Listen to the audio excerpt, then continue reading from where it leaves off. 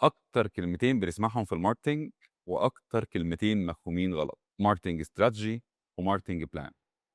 في فرق كبير ما بين الاستراتيجي والبلان. الاستراتيجي هو انت ازاي هتكسب الجيم دي، واصلا ايه الجيم اللي انت هتلعبها في الماركتنج. معظم الناس بتروح للتاكتكس وللاكشن بلان، يقول لك انا بفكر اعمل 20 بوست واصور ريلز واعمل ادز وميديا باينج، وعايز اعمل مع انفلونسر الفلاني، وعايز اعمل بي ار بالشكل الفلاني. دي بلان مش استراتيجي. هي الاستراتيجي الصح هي انت هتخاطب مين، مين الاودينس اللي انت هتخاطبه ازاي، هتكلمه بانه لغه، بانه طريقه، هتطلع اناليسيز عامله ازاي علشان تكلمه على ويتش بلاتفورم. من الاخر، اي حد معاه ريسورسز بيقدر يستخدمها علشان يعمل بلان. كل الناس عايز تعمل اويرنس، دي مش استراتيجي ان انا عايز اعمل اويرنس. كل الناس عايز تعمل ادز، دي مش استراتيجي ان انا عايز اعمل ادز. كل الناس عايزه تبيع، دي مش استراتيجي انت عايز تبيع. الاستراتيجي الصح انا هبيع لمين وهبيع ازاي، وازاي هكسب الكاستمر ده. يعني لو انت عايز تلعب استراتيجي جيم لازم تجاوب على سؤالين مهمين جدا: where to play و how to win. هلعب فين، وايه الماركت وايه الجيم اللي انا هلعبها، وهلعب مع مين، وازاي هكسب ده. خليني اديك مثال. انت قررت انت يبقى عندك براند ملابس اونلاين، حلو. فانت عملت البرودكت، خلاص احنا عندنا مرحله البرودكت ديفلوبمنت والكلام ده كله. فلما باجي اقعد معاك اقول لك انا عايزين نعمل ماركتنج استراتيجي، ما تقوليش انا عايز اعمل شوت وعايز اعمل ريلز وعايز اعمل ديزاينز وعايز. لا، لازم نبدا نفكر مع بعض.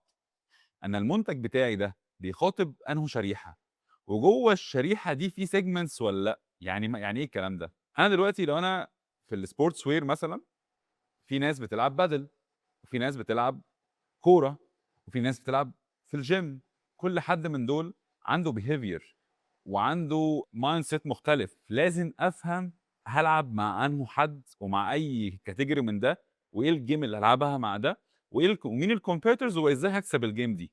عشان كده الاستراتيجي هي مش تاكتكس، الاستراتيجي هي هاو تو وين ووير تو بلاي. طيب خليني اقول لك نقطه مهمه جدا: ان الاستراتيجي دايما فيها ريسك. يعني ايه فيها ريسك؟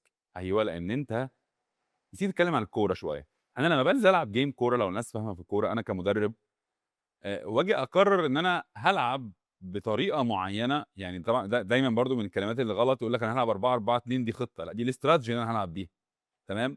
لكن الخطه ان انا هلعب 4-4-2، لكن هخلي مثلا في حد وينج بيرفع للمهاجم الرقم 9.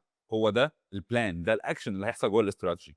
فانت مثلا لو انت عندك منتج، انت عارف تلعب ازاي وهتلعب فين، زي ما احنا اتكلمنا في الفيديو ده. طيب اخر حاجه عايزين نهايلايت عليها برضو، وانت بتفكر في مشكله عندك في البيزنس، ما تروحش لفكره انا مثلا عندي مشكله ان انا ما عنديش كونفرجن كويس جدا على الويب سايت، فيلا بينا نروح نعمل ادز او نعمل ميديا باينج او نزود ادز. طب ما تفكر استراتيجيك. يعني ايه فكر؟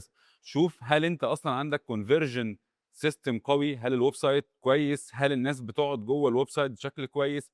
فكر بشكل استراتيجيك، لان انت ممكن تكون اصلا عندك كل حاجه كويسه على ليفل الاكشن وعلى ليفل البلان، لكن انت كاستراتيجيك بتلعب في جيم غلط. فمجرد بس ما تظبط ظابط الجيم، تروح جيم انت بتفت فيه كويس جدا، تلاقي نفسك بتلعب كويس جدا وبتلعب بشكل يجيب اجوال في الاخر. فعلشان كده يا جماعه، بمنتهى البساطه، الاستراتيجي هي جيم اللي انا هلعبها ازاي وهلعبها فين وازاي هكسبها. البلان هي التاكتكس والاكشن ليفلز والافكار بقى اللي احنا بنطلعها علشان نكسب بيها الاستراتيجي دي.